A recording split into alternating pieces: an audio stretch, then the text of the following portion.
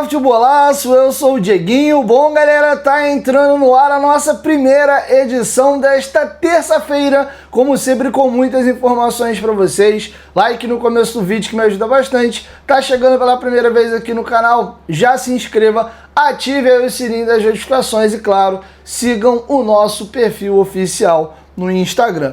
Beleza? Bom, galera, a delegação do Vascão da Gama já embarcou para Arequipa, lá no Peru. O Vasco já chegou, inclusive, no Peru. Vai se preparar para poder jogar amanhã contra a equipe peruana pela estreia da Conmebol Sul-Americana. Informação importante, o jogo é às 7 horas da noite, já anota aí para você não esquecer. E o jogo só terá transmissão pela Paramount Plus, tá? Então você aí que não é assinante da Paramount, assine. Se não tiver como assinar, já procura aquele vizinho, aquele amigo, aquele bar aí que vai passar o jogo, tá bom? É até um horário cedo, então dá até para de repente sair com a família para ver o jogo na rua. Enfim, caso você não tenha a Paramount Plus em casa, já saiba já que os jogos da Libertadores e Sul-Americana passam na Paramount Plus, a não ser um jogo ou outro aí que cai acabando indo para TV aberta, tá? Mas para ver todos os jogos do Vasco é só a Paramount Plus, tá? Mas não é publi não, tá? Eu não tenho contrato com eles, estou só fazendo um serviço aqui de prestar informação para vocês. Beleza? O Vasco chegando no Peru, galera, dois jogadores foram muito assediados pelos peruanos. Felipe Coutinho e Dimitri Payet são jogadores internacionais. Está passando para vocês aí na tela fotos da galera ali pedindo assinaturas e fotografia com os dois, tá bom? Desejo boa sorte aí ao Vascão da Gama nessa empreitada. Galera, a gente vai falar muito nesse vídeo aqui a respeito da questão de estádio, da importância da reforma de São Januário. Eu queria trazer alguns números importantes para a gente debater aqui. A informação foi, quem trouxe foi o companheiro Joel Silva, e a informação que ele trouxe é importante e relevante. O Vasco bateu o seu recorde de receita e faturamento contra o Santos em São Januário no último domingo. Só para vocês terem uma ideia, a receita do Vasco foi 1.415.000, o lucro foi pouco mais de 600 mil reais, tá? E o Vasco recebeu 19.550 torcedores na Colina Histórica. O maior público do ano passado, o maior faturamento de São Januário do ano passado foi 937 mil reais, é piada um clube do tamanho do Vasco faturar isso por jogo, e para um público de 18.421. O Vasco esse ano aumentou o preço dos ingressos, a arquibancada foi para mais ou menos 120 reais. Óbvio que quem é sócio torcedor paga bem menos do que isso, quem tem direito à meia entrada e tal. Então o ticket médio de São Januário nesse momento é o segundo mais caro do país. Eu vou trazer para vocês aqui o ranking, tá? O Palmeiras tem o ticket médio mais alto do país, somando a questão de quem tem direito à meia entrada, quem paga inteiro, percentual de desconto de sócio torcedor. A média do preço do ingresso do Palmeiras é R$ 92,00, o do Vasco é R$ 74,00, ou pelo menos na estreia, né? Não quer dizer que os clubes não possam modificar os preços, tá? Estão pegando só a primeira rodada aí como parâmetro. Do Flamengo deu R$ 69,20, Grêmio R$ 58,43, São Paulo R$ 56,66, Cruzeiro R$ 51,16, Bahia R$ 41,83, Fortaleza R$ 14,13, Juventude R$ 6,65. Como São Januário é pequeno, o Vasco precisou aumentar o preço dos ingressos para poder faturar um pouquinho mais. Só para vocês terem uma ideia, só de lucro, o Vasco vai receber aí, esses jogos que ele vendeu, 2 milhões de reais. O Vasco de faturamento, ele chegou a 1.400.000 com a torcida reclamando do aumento do preço dos ingressos. Para esses 1.400.000, de fato, de lucro, virou 600 mil reais. Então só nesses dois mandos de campo, o Vasco mais que triplicou o valor que ele faria em São Januário, cobrando esse preço e a galera reclamando do valor. E o jogo do Palmeiras, se passar de 50 mil pessoas, e deve passar, o Vasco recebe um incremento de mais 500 mil reais, dá 2 milhões e meio. Ou seja, esse jogo entre o Vasco e Palmeiras em Brasília renderá ao Vasco 4 vezes mais e uma beiradinha ainda do que esse jogo daria em São Januário. Então, isso tudo mostra e prova, galera, a urgência que o Vasco tem de reformar São Januário, de ter um estádio maior. E só para efeito de comparação aqui, o Palmeiras lucrou 2 milhões, eu tô falando de faturamento não, tô falando de lucro. O Palmeiras botou limpinho nesse jogo aí da estreia com o Botafogo, 2 milhões de reais no bolso. O Vasco botou 600 mil reais, Flamengo 1,5 milhão, Grêmio 800 mil, São Paulo 1,4 milhão de lucro, Cruzeiro 1,3 milhão de lucro, Bahia 600 mil reais de lucro, bateu a mesma coisa que o Vasco ali, sendo que o estádio deles, que é bem maior, não teve a capacidade máxima aí. Então, tá vendo como o Vasco acaba não competindo? Aí você pega aí 19 jogos como mandante, só em faturamento de jogo, olha quanto aí o Palmeiras não vai botar na frente do Vasco, o Flamengo não vai botar na frente do Vasco,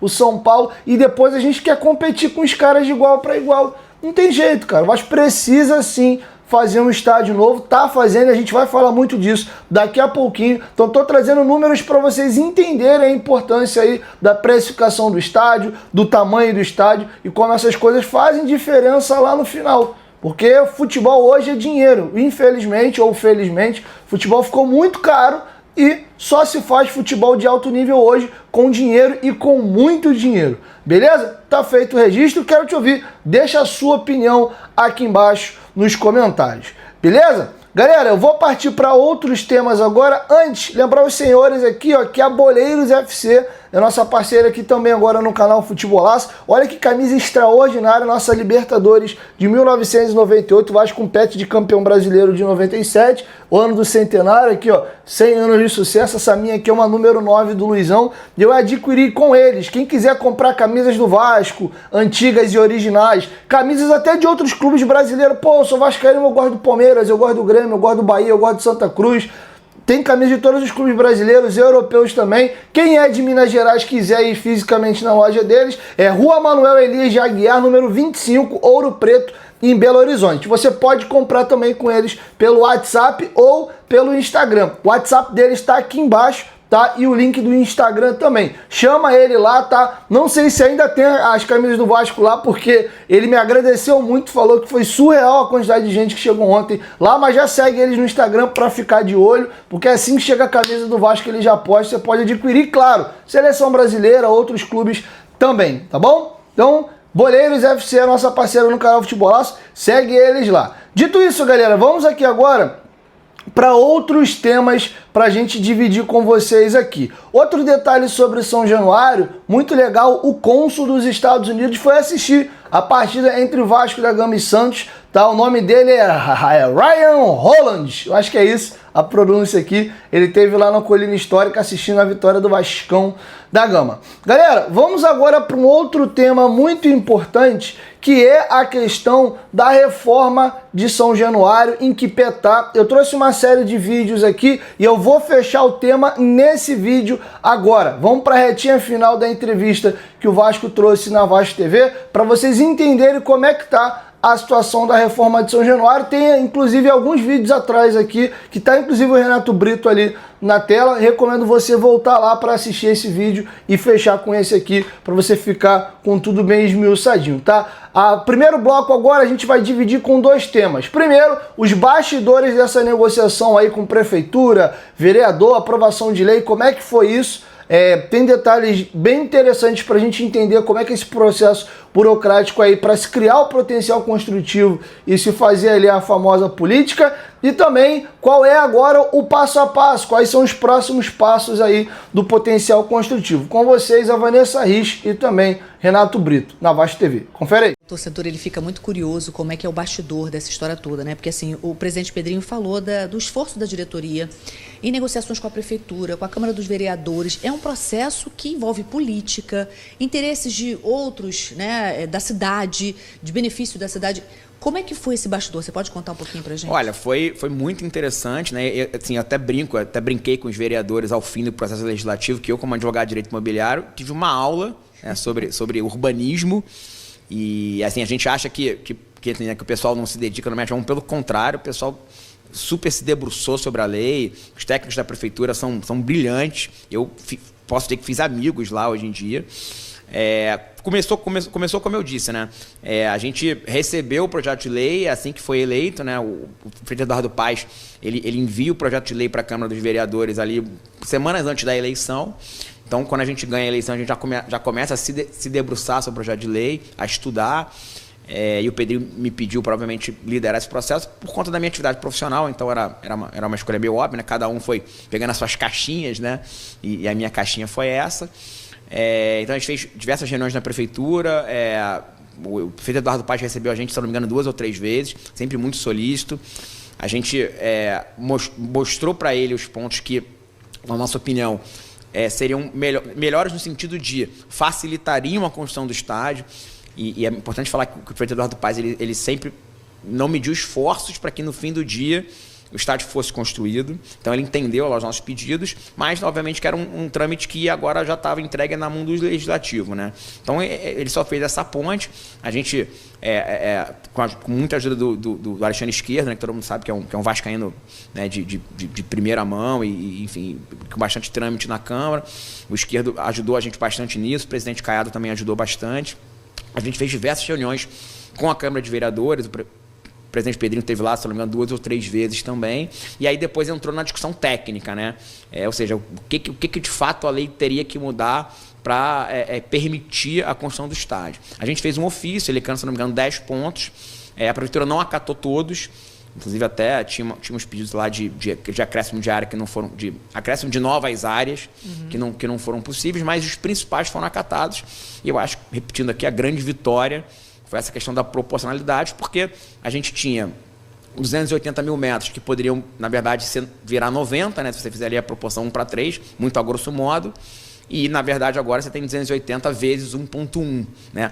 É importante. Não é que a gente venda 280 vezes 1,1, a gente vende 280, né? O valor do metro quadrado é vezes 280 mil. Só que quem compra vai poder aplicar 1,1. Então, ou seja, esse metro quadrado é muito valorizado. Sabe que a gente vive um Big Brother dentro do Vasco, né? O torcedor ele quer acompanhar cada passo. Então, se você pudesse estabelecer para a gente o passo a passo do que vai acontecer, do que já aconteceu, o que vem pela frente, de todo esse processo. Assim, é importante a torcida vascaína entender, né, que o processo legislativo ele acabou sendo muito longo, né? E como tem que ser, não tinha como ser diferente, né? Ele começa ali em dezembro de 2023, né? A lei é aprovada e isso também foi um esforço muito grande do presidente, inclusive. O presidente se engajou pessoalmente nisso, de que a lei fosse votada na Câmara no primeiro semestre, porque lembra que teve eleição ano passado, né? Então, a gente, assim, haveria, de fato, um risco muito grande da lei não ser votada ano passado, se não tivesse sido votada no primeiro semestre. A gente consegue a aprovação da lei em julho, depois mais um semestre, que eu diria até que não é nem normal, foi muito rápido. A gente tem o decreto que regulamenta até dezembro. Repito, o Vasco é o único detentor de potencial dessa nova leva que tem decreto regulamentando a lei. Ou seja, o único apto a vender é o Vasco. Outros, não preciso citar o nome, mas outros que também estão com lei de potencial, hoje em dia alguns não têm nem lei, outros não têm nem decreto. Então, durou aí um ano, na verdade, o processo legislativo, né? Repito, entendo a angústia do torcedor do Vasco, mas eu sempre brinco, né? A gente não está vendendo um picolé ou construindo uma casa de 4 salas, né? A gente está vendendo um troço que vale milhões e construindo um estádio também, que é uma estrutura, eu até brinco que se assemelha quase a um aeroporto, né? Uma obra super, super complexa. Então, a questão legal, perante a prefeitura, acabou. Quais são os próximos passos? Constituir a SPE, Sociedade de Propósito Específico. Em que pé ela está? O estatuto social dela, que é o contrato social, né? Está 90% pronto, né? Aí, uma vez o minuta feita, eu inclusive já conversei com o presidente João Rich, que a gente vai ter que convocar o conselho, já conversei com o presidente Alain Belaciano, que a gente vai ter que convocar a Assembleia Geral para cumprir essa formalidade. Uma vez registrado esse SPE na junta comercial, a prefeitura faz a transferência do potencial construtivo. Aí a gente vai poder, de fato, vender. Como é que vende isso? É escritura mesmo. É como se fosse uma escritura de apartamento. Você faz uma escritura de venda do potencial construtivo para a incorporadora, repito, Vanessa Rich, Incorporações, vai lá e vai comprar o potencial. Em relação à obra, o projeto está muito adiantado, todo mundo sabe que é o projeto do Sérgio Dias. A gente já está fazendo as reuniões com a prefeitura, reuniões de projeto, reuniões com o conselho consultivo, né, que é o conselho fiscalizador da prefeitura, para que ele comece a olhar o projeto, para que a gente consiga dar entrada na licença até meados de junho, julho, mais ou menos, né? A gente já tem os projetos complementares, né, que são, por exemplo, projeto viário, projeto de entorno, projeto de infraestrutura, todos bem adiantados, já os prestadores de serviço, vamos chamar assim, já estão escolhidos, né? Tem essa empresa que a gente está negociando para fazer o plano de negócio, né, que chama Business Plan, né, o BP, mas vamos chamar de plano de negócio. Bom, galera, para caminhar para a reta final, muita gente se pergunta também, pô, Dieguinho, e a barreira do Vasco? Como é que essa galera vai ficar nesse período de obras aí sem jogos?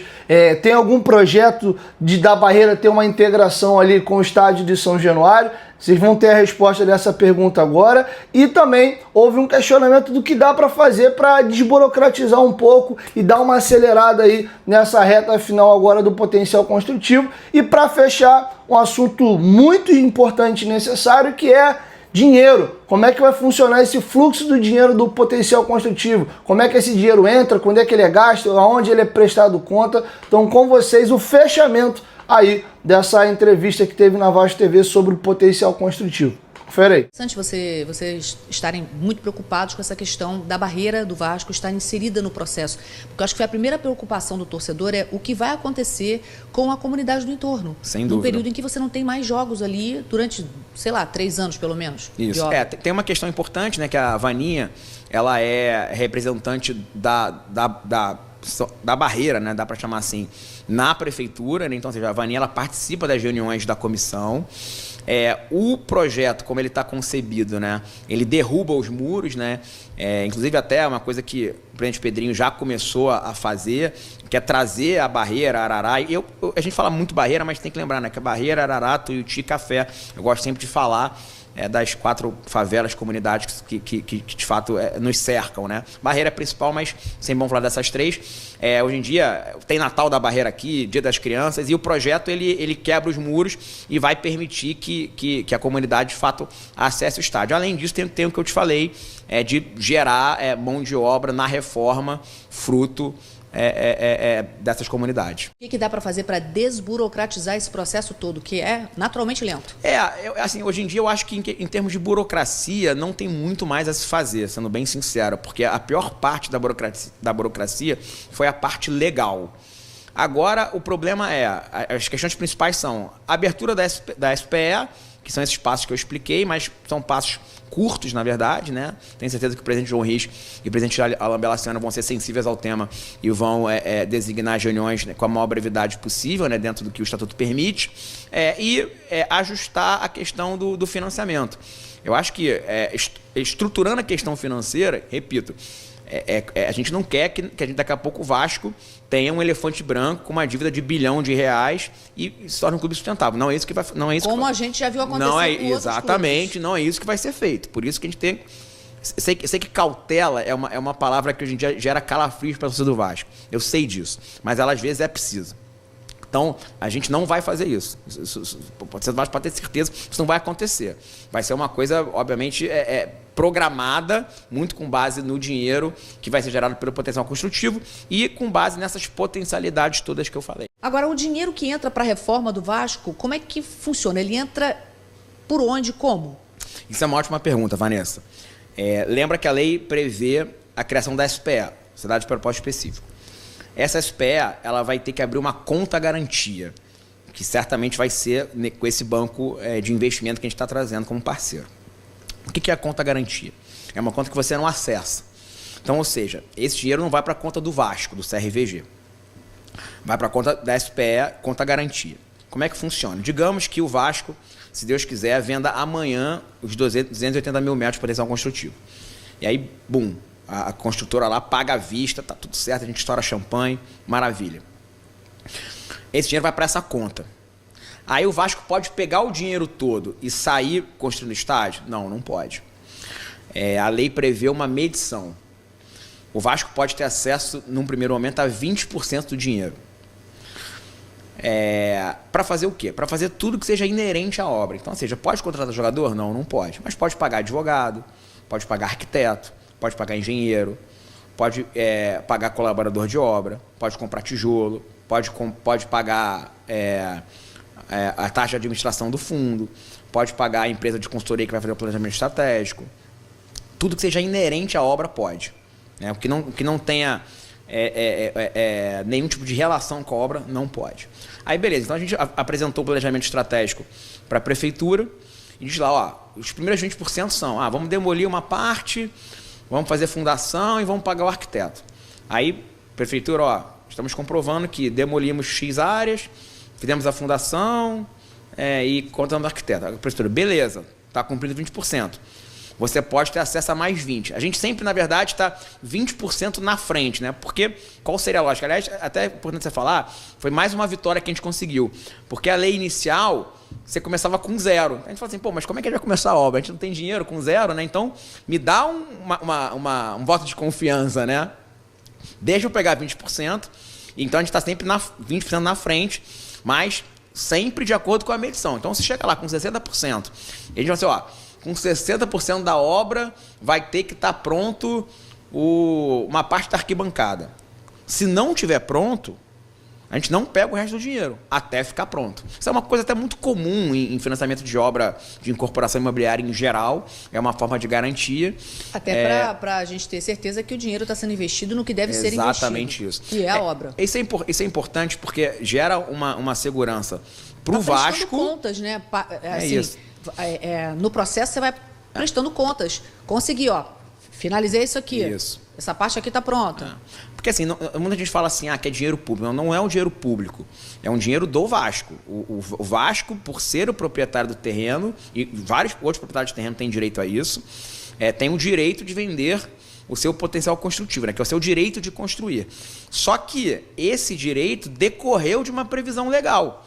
Então a prefeitura, naturalmente, com toda a razão, também quer ter a segurança dela de que o estádio vai sair do papel e vai ser entregue, entendeu?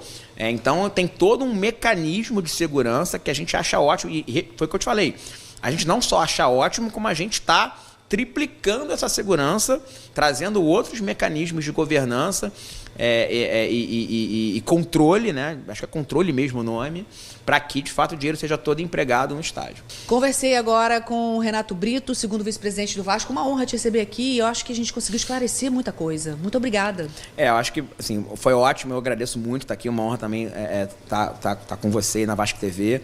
Foi o que você falou. Acho que foi muito importante para a gente dar transparência, né, ao processo, que sempre foi uma promessa nossa. Então, acho que também tem esse cuidado de cumprir a promessa da transparência.